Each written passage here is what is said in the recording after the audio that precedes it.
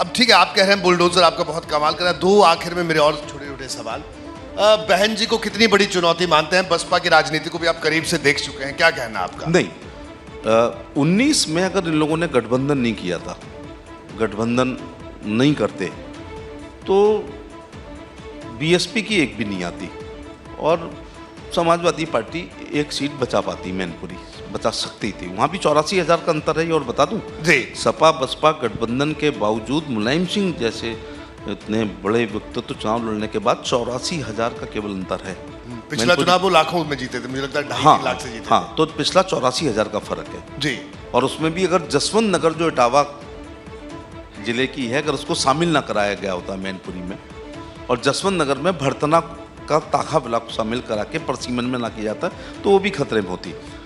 तो बहन जी का हाथी जब मजबूत था, जब बाबू सिंह कुशवाहा उस पर बैठे थे, एसपी सिंह बघेल उस पर बैठे थे, दारा सिंह चौहान उस पर बैठे थे, नरेंद्र कश्यप उस पर बैठे थे, लोकेश प्रजापति उस पर बैठे थे, जिन लोगों का नाम नहीं ले पा रहा हूँ कृपया बुरा ना माने।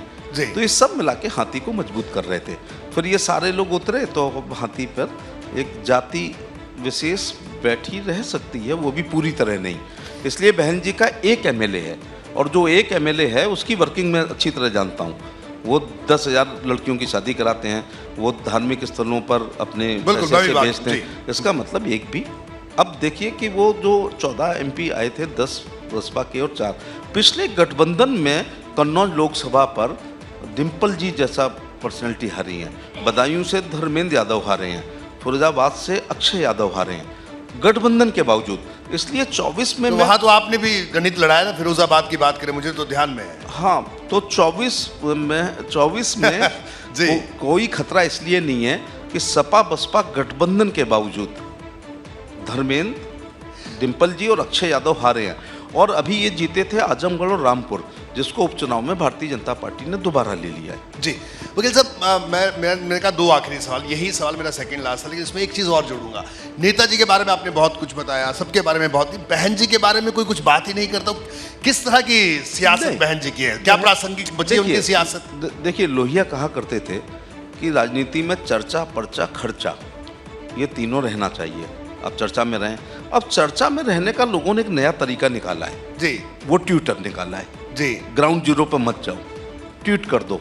और आप लोग अगर जब ट्वीट को गंभीरता से लेना बंद कर दो आप लोग, तो आप फील्ड वर्क करा दोगे हाईकमान का। सबसे बड़ी प्रॉब्लम होती है कि जैसे ही ये देश व्यक्ति पूजक बहुत है, बिल्कुल व्यक्ति पूजक इतना है कि चौधरी साहब के लड़के और नाती राजनीति कर गए, मुलायम सिंह जी के बेटे कर रहे हैं।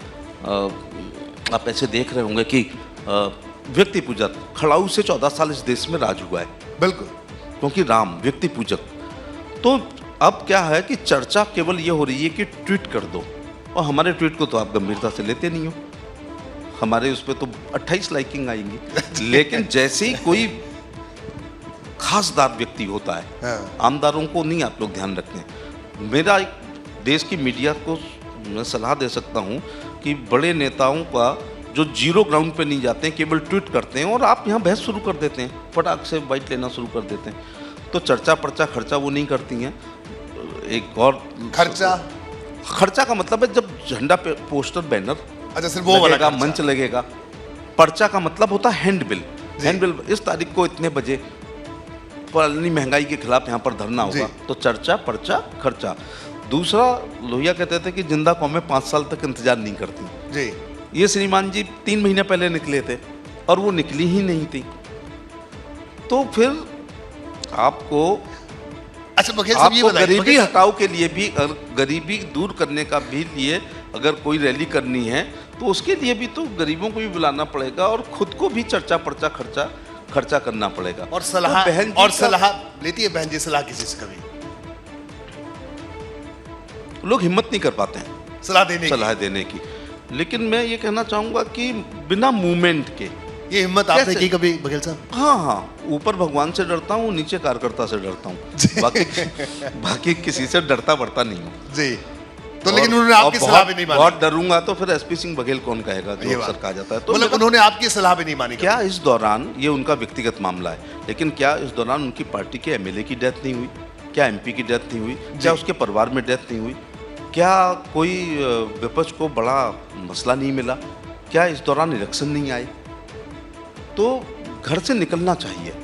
अब कोई घर से कैसे निकले बताइए? ईडी, सीबीआई, बघेल नहीं, साहब की ऐसा नहीं। रणनीति। ऐसा नहीं, देखिए ईडी सीबीआई का अगर दुरुपयोग किया जाता, मतलब ऐसे आरोप लगते हैं आप पर। यस, मैं जितना अच्छा खंडन कर रहा हूं कोई कर भी नहीं सकता है। जी, वो खंडन ये है कि 19 वाला चुनाव बहुत भारतीय जनता पार्टी के लिए कठिन था, बिल्कुल।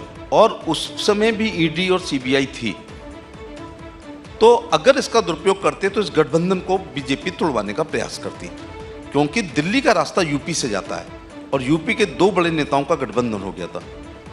पहले तो ये चला तुम सम पुरुष ना मौसम नारी, यूपी लूटो बारी बारी, सपा बसपा सपा बसपा सपा बसपा। अचानक 14 में हमारे एमपी आए तो उत्तर प्रदेश की जनता ने कहा कि क्यों सरकार बीजेपी नहीं बना सकती। 17 में 300 आ गए, उम्मीद नहीं थी। तो ये आरोप टोटल निराधार है कि हमारी ये संवैधानिक संस्थाएं हैं, ईडी हो या सीबीआई हो या माननीय कोर्ट हो, ये अपने अनुसार चलती हैं और देश की डेमोक्रेसी तभी रह पाएगी। इस गठबंधन को जरूर तोड़वाया जाता अगर तोड़वाने की दुरुपयोग किया। आपने मना किया कि इस गठबंधन को लड़ने दीजिए, मेरे पास जानकारी है। आपने केंद्रीय नेतृत्व में बात कही। मैंने केवल एक बात कही थी मंचों से कि जो बेमेल विवाह होते हैं ये ज़्यादा नहीं चलते हैं। जी, ये हनीमून भी पूरा नहीं काट पाते हैं। जनता एक बहुत निर्णायक स्थिति में होती है। एक दंगल हो रहा है, दो पहलवान लड़ रहे हैं और अज्ञात में, मेरे लिए दोनों अज्ञात हैं और मैं वहाँ से गुजर रहा हूँ, दंगल देख रहा हूँ। अचानक एक के प्रति मेरी सहानुभूति हो जाएगी, वो कमज़ोर के प्रति खास तौर से होगी कि वो कमज़ोर है लेकिन वो दांव बहुत अच्छे खेल रहा है।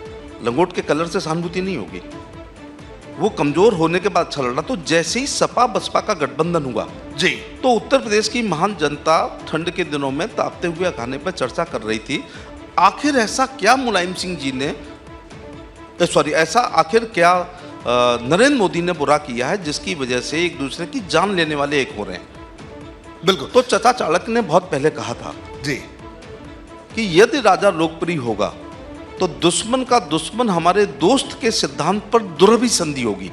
दुर्भ संधि जोड़िए, संधि नहीं, दुर्भ संधि होगी।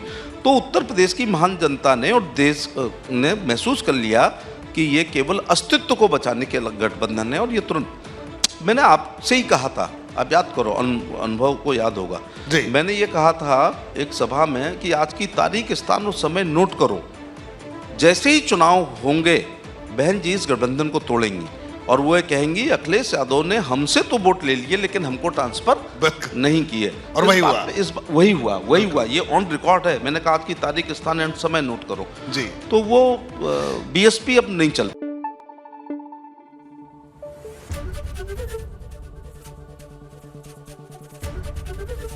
एबीपी गंगा, खबर आपकी, जुबान आपकी।